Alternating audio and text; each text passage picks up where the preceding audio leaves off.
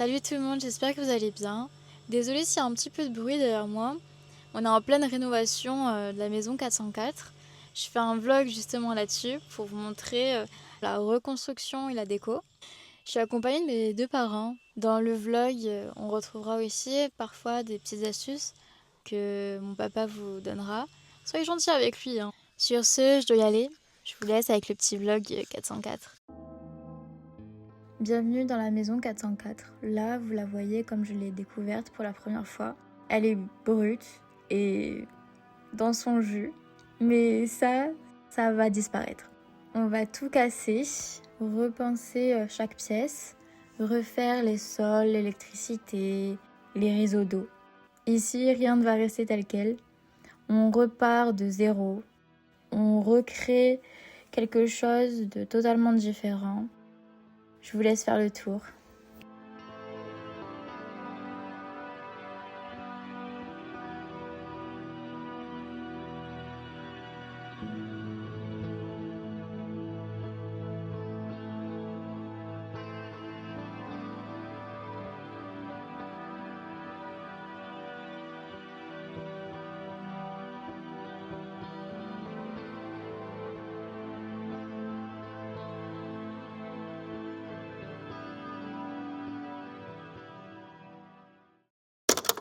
Bonjour les bricoleurs, comment ça va? Alors, le son radiateur. Un radiateur, il y a toujours deux robinets dessus. Un robinet en haut et un robinet en bas. Ça, c'est un robinet. Ça permet de fermer le radiateur. Ok? Alors ici, comme je ne peux pas vidanger le radiateur au niveau de la chaudière parce que j'ai pas de point bas pour pouvoir sortir toute l'eau, mais je suis obligé de le faire au moins par un radiateur. Il faut que je le vide. Et après, une fois que je l'aurai vidé, je pourrai brancher un tuyau sur mon robinet en haut ou en bas pour pouvoir vider tout le réseau à l'extérieur. Tu vois, parce que là, j'ai une baie vitrée, j'ouvrirai et j'enverrai un tuyau pour tout vider. Ok? Ou par exemple, démonter les radiateurs pour faire de la peinture, c'est cool aussi. Alors déjà, je ferme ici le petit robinet. On le ferme bien, en espérant qu'il fonctionne bien, évidemment. On défait le bouchon. Souvent, quand ils sont vieux, ils fuient. Alors, il y a un joint, des fois, il n'y a pas de joint, et des fois, c'est tout pourri. Et des fois, ça fuit ici de la tête parce que quand ils sont vieux, ben, ils fuient. C'est comme les gens. Alors, ici, souvent, il y a un écrou hexagonal à l'intérieur. Et là, eh bien, il faut une clé 6 pans qu'on met à l'intérieur. Et pour fermer le fameux robinet, qui est un robinet retour, puisque le flux à l'intérieur, ça passe par ici, ça vient de la chaudière, ça passe par ici. Ça chauffe l'ensemble et ça ressort par là pour retourner à la chaudière. Donc je ferme, là c'est fermé et après, une fois que c'est fait, eh ben vogue la galère. Alors il y a des clés spéciales, il existe deux clés, des clés de purgeur, il existe deux tailles. C'est souvent celle-là c'est plus rare, mais c'est souvent celle-là. Soit des clés comme ça, soit il faut prendre une pince multiprise basique. Ça me permet d'ouvrir le purgeur ici, le purgeur d'air, et de regarder s'il y a de l'eau dans le système ou pas, mais à mon avis oui. Et là, miracle, j'ai de l'eau qui sort. Et j'ai pas tous mes outils, j'ai pas pris tout ce qu'il me fallait pour me faciliter la vie aujourd'hui. Et là, on va galérer. Faut que je vais choper un seau.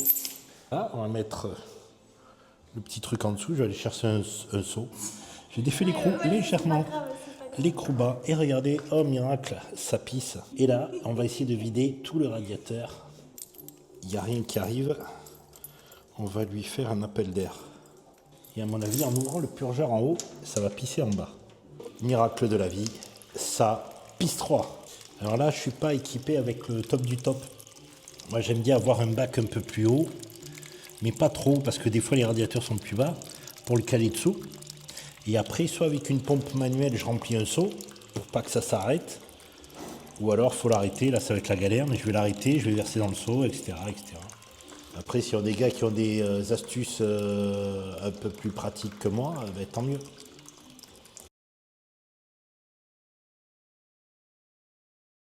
Le plus galère, c'est le premier. Après les autres, ça ira mieux. Voilà. On en a pour 3 heures environ. Le radiateur est vide. Apparemment. On sait jamais, il reste toujours un peu de merde au fond là. Alors, maintenant, je défais le robinet du haut. Voilà. Après, sur ce genre de radiateur, il y a des petits clipsons là, ici.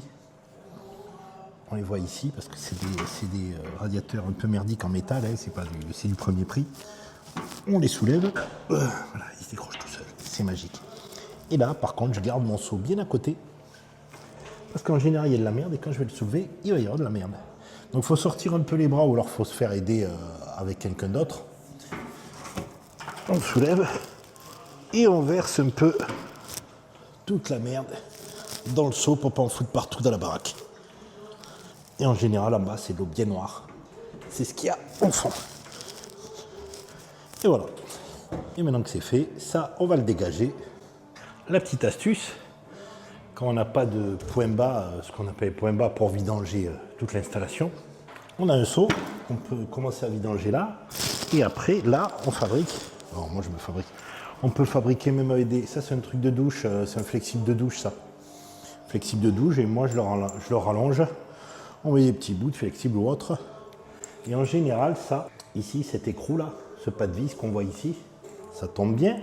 C'est ce qu'on appelle, c'est du 3/4. Du 3/4 ou 20-27, ça veut dire la même chose. C'est la taille, vous voyez, ça se visse. Comme par magie. C'est le même diamètre que pour les robinets de machine à laver. Okay, mais des fois, sur des vieilles robinetteries, ou alors qu'on a des robinetteries un peu plus petites que celle-là, eh bien ça ne s'adapte pas. Donc c'est démerdez-vous. Voilà, en gros. Du coup, je vais commencer par vidanger le haut. Puisque là, en fait, c'était fermé ici, mais tout le réseau, lui, est en pression. Donc il reste de l'eau. Et j'ouvre et je peux déjà vidanger la partie haute. Ce qui fait que là, ça aide pour aller plus vite. Je vais même brancher mon flexible, je pense que ça giclera moins.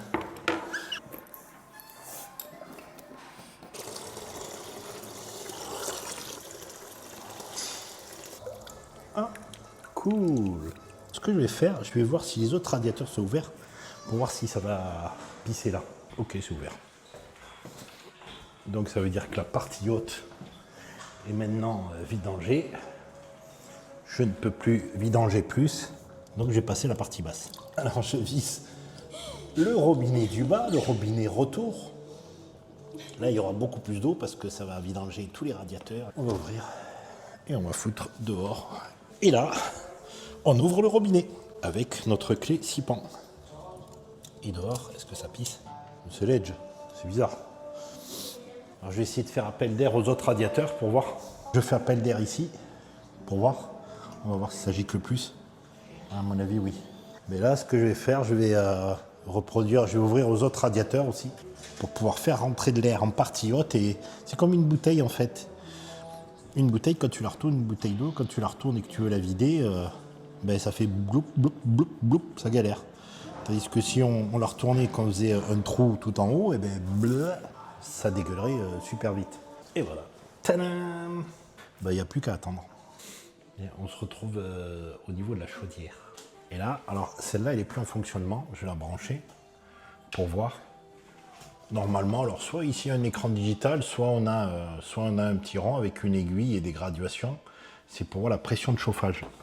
Voilà, je la branche. Vous voyez, et là, il me marque 0 bar.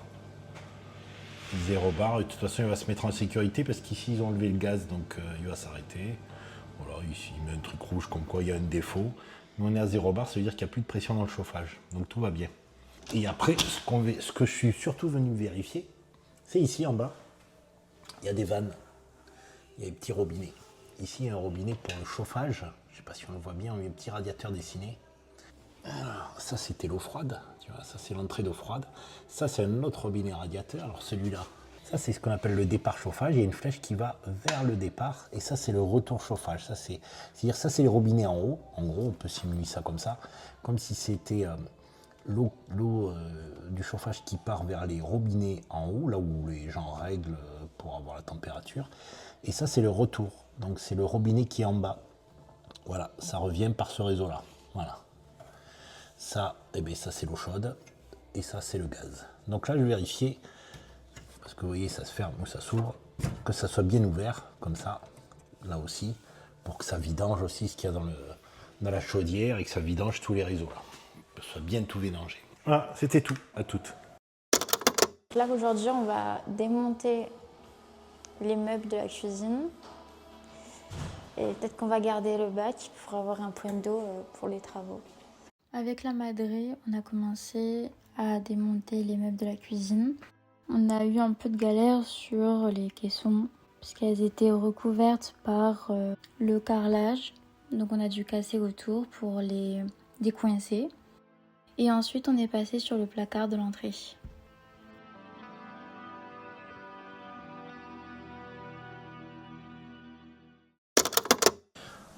Démontage du lavabo. Lavabo, que ce soit un lavabo, un lave-mains, un évier, c'est exactement la même opération. Quand on commence un chantier, on dit mettre en sécurité. Mettre en sécurité, ça veut dire que l'on puisse démonter tous les éléments de la maison sans qu'il y ait de la flotte partout. Donc c'est sécurisé en mettant des bouchons au niveau des réseaux d'arrivée d'eau chaude, d'eau froide. Et quand c'est du chauffage, eh bien enlever les vidangers, les réseaux chauffage, etc. C'est ça la mise en sécurité d'un chantier. Et pour un électricien, eh c'est de déconnecter tous les éléments et de sécuriser pour pas que les gens ils prennent le jus quand ils travaillent ou quand ils vont abattre des cloisons. Et voilà. Pour démonter ça et mettre en sécurité, il faut aller couper le compteur d'eau. C'est la vanne principale qui alimente la maison. Une fois que c'est fait, on décompresse. Alors j'ai déjà fait. On décompresse en ouvrant comme ça pour évacuer la pression qu'il y a dans le réseau. J'ai essayé d'évacuer l'eau, un maximum d'eau, pour pas qu'on se retrouve avec trop d'eau qui vont cracher lorsque je vais démonter les flexibles du robinet. Ok. Alors il y a le siphon. Ça c'est l'évacuation. On dévisse. C'est les supports du meuble. Je vais voir si je peux défaire le meuble, le reculer, et après défaire mes deux flexibles ici, mes deux tuyaux. D'habitude, je défais ces flexibles d'abord, et après, je vois si je peux défaire ça, mais ça dépend. Je vais voir si c'est plus pratique comme ça. Ils ont mis du silicone entre les miroirs. Ah ouais ? Je vais chercher un cutter.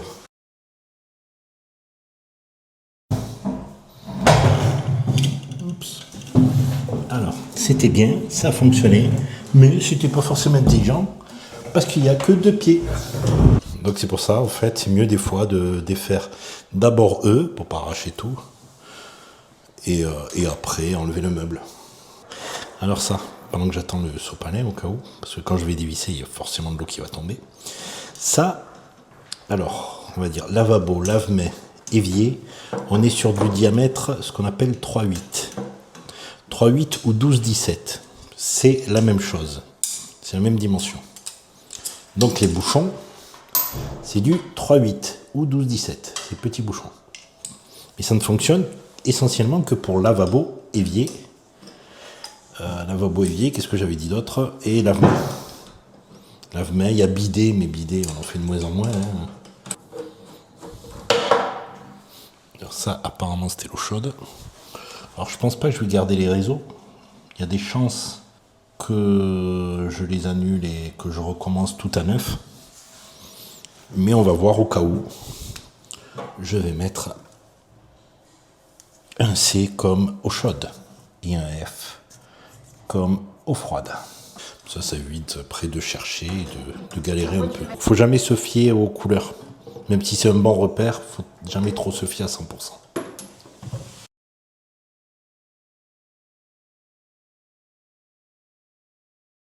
On sert, mais pas comme des bourrins.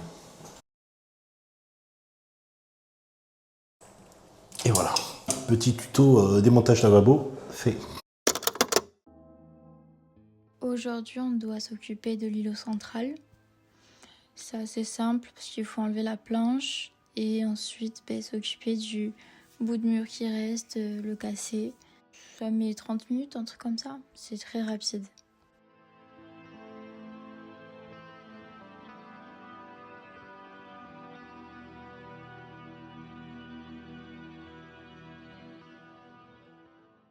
Alors, on veut casser ce mur. Le problème, c'est qu'il y a interrupteur, il y a des prises avec du jus. Donc, avant de le péter, on veut sécuriser pour pas s'électrocuter ou faire un truc à la con. J'ai envoyé Emmanuel au tableau électrique.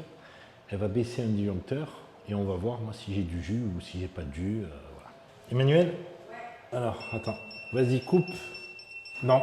Remets. Oui, ok. Tu restes toujours là-bas, ok. On va regarder éclairage, Emmanuel. Vas-y, coupe-en un. Non, remets. De l'autre côté. Là, ok. Celui-là, tu le laisses couper. Ok, c'est bon. Ok, donc là, on n'a plus de jus. Nulle part. On n'a plus de jus sur cette cloison. Et une fois qu'il sera battu, eh bien, on y mettra des dominos, de quoi sécuriser les fils et on pourra remettre le jus. Comme ça, on aura de la lumière dans la maison et on aura du jus aussi pour pouvoir s'en servir à certains endroits.